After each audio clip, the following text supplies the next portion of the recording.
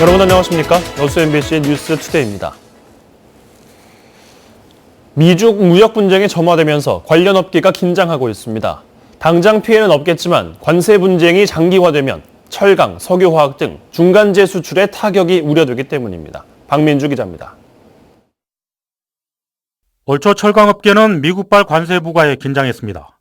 관세 대신 쿼터제로 항거비를 넘겼지만 이달 초 미중 무역 분쟁이 또다시 불거졌습니다. 미국이 중국산 수입품에 25% 관세를 부과하면서 고조된 글로벌 무역 전쟁은 중국의 맞불로 가열되는 양상입니다. 문제는 대중국 수출 의존도가 높은 국내 산업 구조입니다. 철강이나 석유화학 업계는 단기적 피해는 없을 것으로 전망하고 있습니다. 하지만 무역 분쟁이 장기화될 경우 중국 시장의 수요 변동으로 중간재 수출에 타격을 우려하고 있습니다. 요 강대강 대결은 좀 계속될 것으로 전망이 되고 있습니다. 특히 한국이 중국에 수출하는 부분들 중에 중간재 같은 것들이 있으니까 이런 것들이 좀 영향이 있을 거라고 저희가 보고 있고요.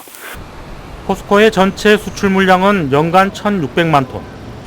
여수산단 석유화학업계의 수출액도 한 해 30조 원에 이릅니다. 때문에 수출 시장 다변화는 더는 늦출 수 없는 지역 산업계의 현안이 되고 있습니다. 더불어 산업 구조의 체질 개선도 필요성이 높아지고 있습니다. 결국은 한국이 미국과 중국이라는 두 개 시장에 너무 의존하지 말고 동남아나 아니면은 러시아 등으로 수출 시장 다변화를 하는 그런 노력이 필요할 것 같습니다. 글로벌 무역 전쟁의 확대 가능성에 지역 산업계도 수출 전선에 고민이 깊어지고 있습니다. MBC 뉴스 박민주입니다. 전국적으로 내려진 폭염특보가 갈수록 강화되고 있는 가운데 전남 동부 지역에는 오늘도 무더운 날씨가 이어지겠습니다. 어제 낮 최고 기온은 순천 황전이 36.6도, 광양읍 36도, 고흥 33도, 여수가 31도를 기록했으며 여수에 내려졌던 폭염주의보는 폭염경보로 대체 발령됐습니다. 오늘도 대부분의 지역에서 낮 기온이 35도까지 오르는 등 불볕더위가 기승을 부릴 것으로 전망됩니다. 기상청은 계속되는 폭염으로 온열 질환은 물론 농수 축산물 피해도 우려된다며 각별한 주의를 당부했습니다. 폭염으로 인해 전국적으로 360여 명의 온열 환자가 발생한 가운데 전남 지역의 환자 수도 크게 늘고 있습니다.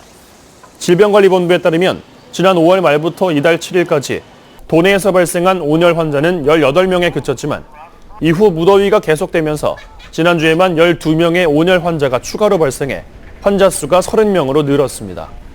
이는 경남과 경북, 경기도에 이어 전국에서 네 번째로 많은 수치입니다. 보건당국은 낮 시간은 물론 오전이나 밤에도 온열 질환 증상이 나타날 수 있고 특히 온열 질환으로 인한 사망자 가운데 고령자들이 농사일을 하다 숨지는 경우가 절반에 달한다며 각별한 주의를 당부했습니다. 초복을 앞두고 삼계탕 수요가 많아지고 있지만 육개 가격이 지난해보다 떨어질 것으로 보입니다. 한국농촌경제연구원에 따르면 삼계탕 재료인 육개의 산지 가격은 전년보다 다소 하락할 것으로 전망됩니다. 이는 병아리 생산 증가로 육용개 사육 마리수가 전년 대비 11.3% 증가했기 때문입니다.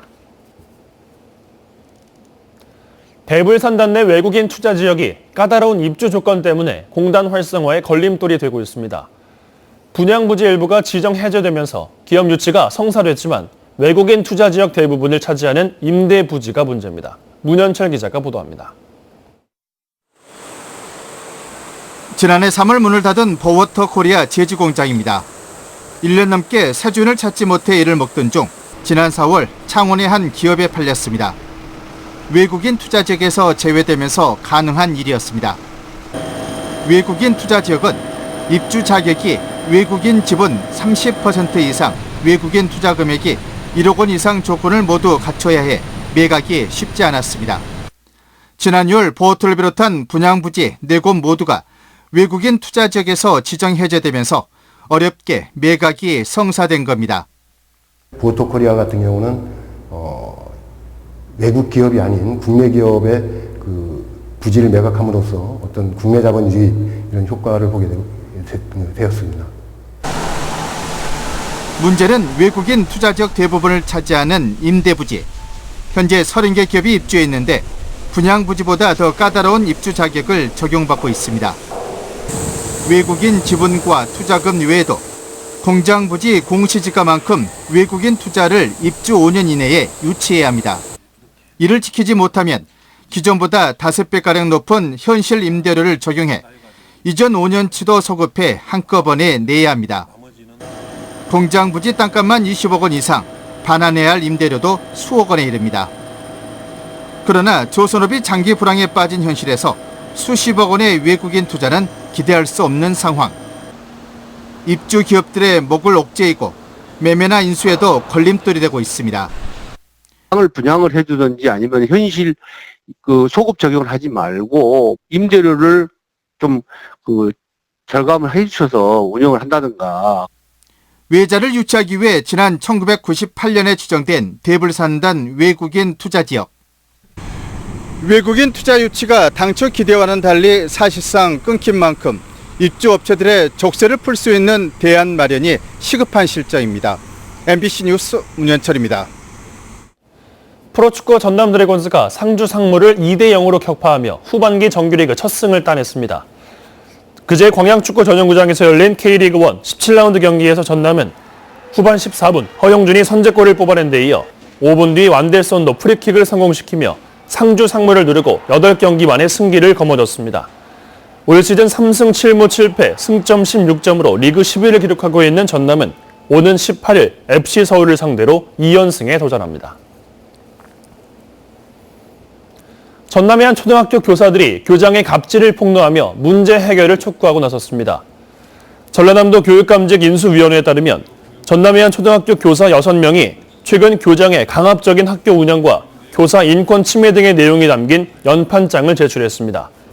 교육감직 인수위원회는 해당 학교 교장은 2년 전 교육장 공모제를 통해 부임했다며 도교육청, 교원보호팀 등에서 사실관계를 확인하고 있다고 밝혔습니다.